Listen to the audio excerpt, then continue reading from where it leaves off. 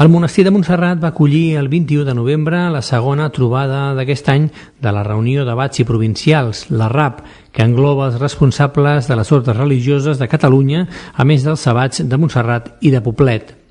Aquestes reunions, que se celebren 2 cops l'any, tenen l'objectiu d'intercanviar opinions i posar en comú les problemàtiques de les diferents ordes religioses i intentar trobar-hi solucions, a més de comentar la realitat eclesial a Catalunya.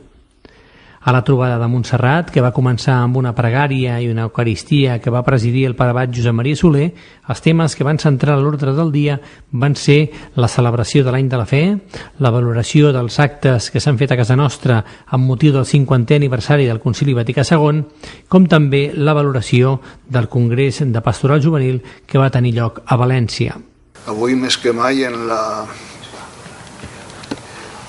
vida pastoral de les diòcesis cal treballar i cal estar molt preocupats en un món de molt enfrontament, molt dividit. Cal estar molt conscienciat i treballar amb força per anar sempre en un camí d'unitat i de comunió i amb creació, imaginació. Un tema que també es va tractar a la reunió d'abats i provincials va ser el moment que està vivint Catalunya a nivell polític i cultural. Ens hem adonat que el tema de la identitat, diguem, de pàtria o de nació, és una cosa tan profunda que a vegades correm el risc que passi pel davant aquestes opcions del que és més essencial per nosaltres, que és la fe,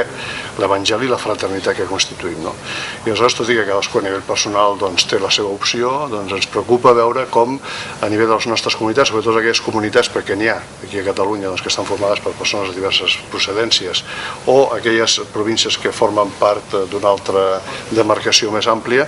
com aquest tema realment es pot parlar amb llibertat, amb respecte. La propera reunió d'abats i provincials tindrà lloc a la població de Sant Boi de Llobregat, on actuarà com a amfitrió l'Orde de Sant Joan de Déu.